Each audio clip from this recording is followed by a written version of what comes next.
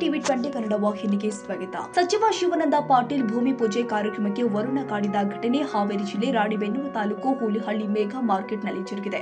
ಸಚಿವ ಶಿವಾನಂದ ಪಾಟೀಲ್ ಮಳೆಯಲ್ಲಿ ಭೂಮಿ ಪೂಜೆ ಮಾಡಿ ಕಾರ್ಯಕ್ರಮದಲ್ಲಿ ಪಾಲ್ಗೊಂಡಿದ್ದಾರೆ. ಹೂಲಿಹಳ್ಳಿಯ ಎಪಿಎಂಸಿ ಮಾರುಕಟ್ಟೆಯಲ್ಲಿ ನಡೆದ ಕೋಲ್ಡ್ ಸ್ಟೋರೇಜ್ ಕಟ್ಟಡ ಕಾಮಗಾರಿ ಭೂಮಿ ಪೂಜಾ ಕಾರ್ಯಕ್ರಮದಲ್ಲಿ ಮಳೆ ಸುರಿದಿದೆ. 30 ಕೋಟಿ ರೂಪಾಯಿ ವೆಚ್ಚದಲ್ಲಿ ನಿರ್ಮಾಣವಾಗ್ತಾ ಇರುವಂತಹ ಕೋಲ್ಡ್ ಸ್ಟೋರೇಜ್ ಶಂಕುಸ್ಥಾಪನೆ ಮಾಡಿದ ನಂತರ ವೇದಿಕೆ ಕಾರ್ಯಕ್ರಮದಲ್ಲಿ ಸಚಿವ ಶಿವಾನಂದ ಪಾಟೀಲ್ ತಲೆಗೆ ಬಟ್ಟೆ ಕಟ್ಟಿಕೊಂಡು ಕುಳಿತಿದ್ರು. ಕಾರ್ಯಕ್ರಮದಲ್ಲಿ ಅಧಿಕಾರಿಗಳು, ಪಕ್ಷದ ಕಾರ್ಯಕರ್ತರು ತಲೆಯ ಮೇಲೆ ಕುರ್ಚಿ ಹಿಡಿದು ಕುಳಿತರು. ಮಳೆಯೇ ಮಧ್ಯದಲ್ಲಿಯೇ ಸಚಿವ ಶಿವಾನಂದ ಪಾಟೀಲ್ ಕಾರ್ಯಕ್ರಮದಲ್ಲಿ ಮಾತನಾಡಿದ್ರು.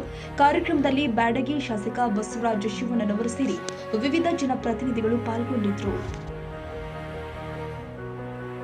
ಕನ್ನಡಿಗರ ಮೆಚ್ಚಿನ ನಿಮ್ಮ ಟಿವಿ 20 ಕನ್ನಡ ವಾಹಿನಿ ಇದೀಗ ಟಿವಿಯಲ್ಲಿ ಲಭ್ಯ.